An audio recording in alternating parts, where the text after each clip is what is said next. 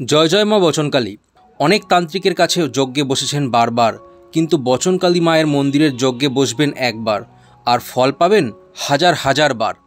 এই মন্দিরে 3টি যজ্ঞে প্রত্যেকটা ব্যক্তিকে বসতে হয়। প্রথম যজ্ঞে ঝাড়ন ও আত্মনিবৃত্তি যজ্ঞ, দ্বিতীয় যজ্ঞে আত্মশুদ্ধি ও আত্মতুষ্টি যজ্ঞ ও তৃতীয় যজ্ঞটি হলো সম্পূর্ণ মনস্কামনা পূর্তি যজ্ঞ। হয়তো হতে পারে আপনার কেউ ক্ষতি করেছে বা পেটে কোনো ওষুধ আছে। প্রথম যজ্ঞে সেই বীজযজ্ঞকে কাটানো হবে। দ্বিতীয় যজ্ঞে বাস্তু দোষ কাটিয়ে সম্পূর্ণ প্রাপ্তির দিকে এগিয়ে যাওয়া হয়, অর্থাৎ প্রতিটা ব্যক্তির সংকল্প করে নিজের অবস্ট্যাকেলগুলোকে দূর করার পথে এগানো হয়। তৃতীয় যজ্ঞে সম্পূর্ণ প্রাপ্তি ও দিব্য কবচ প্রদান করা হয়। দিব্য কবচের মধ্যে যেমন ভূত প্রেত এবং খারাপ হাওয়া থেকে বাঁচতে নৃসিংহ কবচ এই মন্দির থেকে প্রদান করা হয়। বিদ্যা বুদ্ধি বা অবাধ্য সন্তানকে শান্ত করার জন্য ও চাকরির পরীক্ষায় বসবার জন্য দেওয়া হয় মহা শক্তিশালী নীল সরস্বতী কবচ। ভূর্জপত্রের মধ্যে 1,00,000 বার মন্ত্র জপের পর সেই দিব্য মন্ত্রকে প্রাণ প্রতিষ্ঠা করে মহামূল্যবান দুষ্প্রাপ্য শিকড় এবং নানাবিধ শক্তিশালী দৈবিক জিনিস দিয়ে মহাদেবের মন্ত্রে অভিমন্ত্রিত করে মা সরস্বতীর শক্তিকে তার সাথে যুক্ত করে যে মহা শক্তিশালী দিব্য কবচ প্রস্তুত হয় তার নাম নীল সরস্বতী কবচ।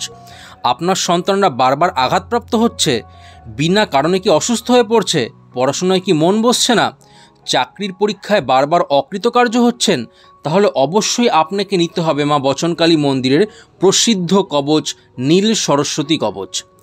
আপনার ব্যবসায় আয় বৃদ্ধি করতে চান, মনে হচ্ছে কি কেউ কুনজর দিচ্ছে আপনার ব্যবসায়, বৃহস্পতি কি ডাউন হয়ে গেছে মনে হচ্ছে, প্রতি বছর বিপুল অর্থ লাগিয়েও ব্যবসায় সঠিক সফলতা পাচ্ছেন না, টাকা এসে আপনার ঘরে দাঁড়াচ্ছে না, তাহলে অবশ্যই আপনাদের নিতে হবে এই মন্দিরের দিব্য কবচ মহা শক্তিশালী অষ্টলক্ষ্মী কবচ। এই কবচের একমাত্র কার্যকারিতা হলো আপনার সার্বিক উন্নতি এবং ব্যবসায় এবং চাকরিতে আপনার সার্বিক উন্নতি প্রদান। ঠিক একই রকম আরেকটি কবচ এই মন্দির থেকে দেওয়া হয়, সেটিও মহা শক্তিশালী দিব্য কবচ। সর্বসুখ প্রাপ্তি হয় এই কবচটি দ্বারা। এটি হলো শ্রী লক্ষ্মী কুবের কবচ। এছাড়াও এই দিব্য মহা শক্তিশালী ঐতিহ্যশালী পুরাতন এই মন্দিরে আরও অনেক কবচ দেওয়া হয় বিভিন্ন প্রয়োজনে। আসুন কুষ্ঠি বিচার করান এবং আপনাদের বাধাপ্রাপ্ত জীবনকে প্রভু জগন্নাথ ও মা বচনকালীর কৃপায় উন্নতির চরম শিখরে পৌঁছতে একবার কিন্তু আপনাদের আসতেই হবে মা বচনকালী মন্দিরে। আগের দিন নাম নথিভুক্ত করান এবং মহারাজের কাছে আপনাদের বাধা বিপত্তি ও বীজযোগ কাটিয়ে হয়ে উঠুন জীবনে এক সফল ব্যক্তিত্ব। এবার আসি বছরের প্রথম পূজা ও যজ্ঞে। রবিবার অর্থাৎ 1 বৈশাখ 14 এপ্রিল সেই দিব্য দিনে এই মন্দিরে উদযাপিত হচ্ছে অশোক ষষ্ঠী এবং শ্রী শ্রী বাসন্তী দুর্গাদেবীর আমন্ত্রণ ও অধিবাস, অর্থাৎ নতুন খাতার পূজা কিন্তু এই দিন করা হয়। যারা যারা নতুন খাতা পূজা করাতে চান ব্যবসায় আপনার বিপুল আয় উন্নতি হোক, তারা অবশ্যই এই দিনের নববর্ষের পূজা ও যজ্ঞে অংশগ্রহণ করুন।